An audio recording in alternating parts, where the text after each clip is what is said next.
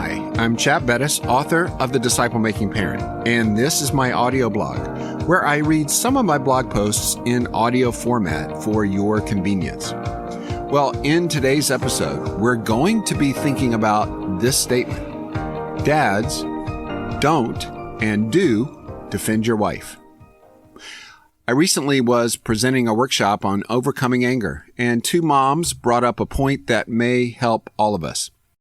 I stated that anger is an emotion given to us when we see something that's important and wrong. However, Ephesians 4:26 tells us, "In your anger, do not sin." That is to say, anger is a special temptation to sin. We're often wrong in our understanding of how important and how wrong something is. We can be sinfully angry in how we address something.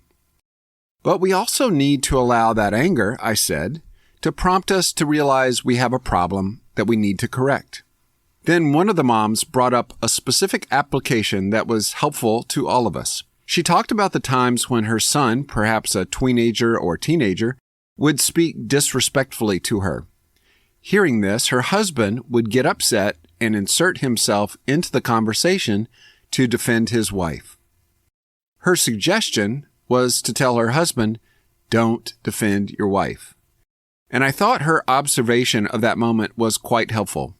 By being sinfully angry and rushing in to defend his wife, the husband created two problems. First, instead of the child realizing he was wrong to speak to his mother, he became the victim of the dad's sinful anger. His wrongdoing was overshadowed by the dad's wrongdoing. Second, his wife's respect in her son's eyes dropped. She seemed like a person who could not defend herself. This is analogous to the high school teacher who can't control the classroom and must constantly rely on the administration. And P.S., in my first year of inner city teaching, I was that person.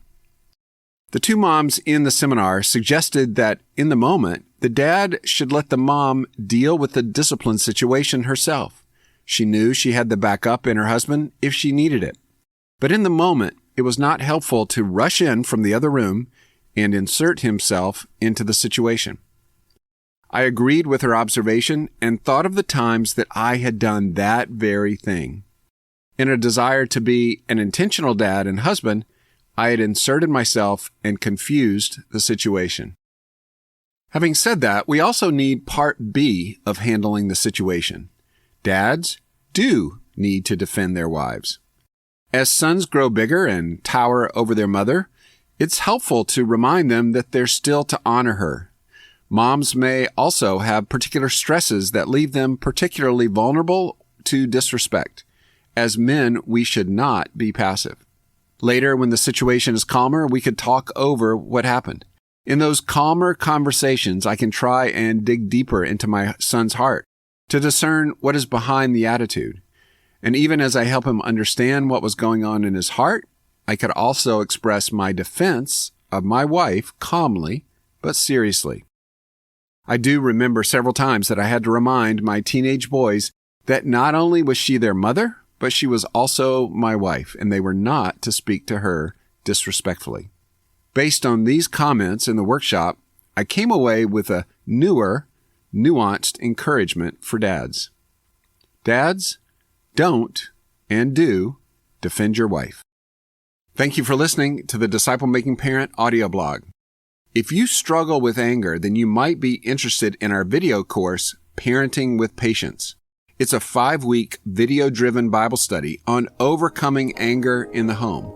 You can find more information on our website or at parentingwithpatiencestudy.com. Thanks for listening.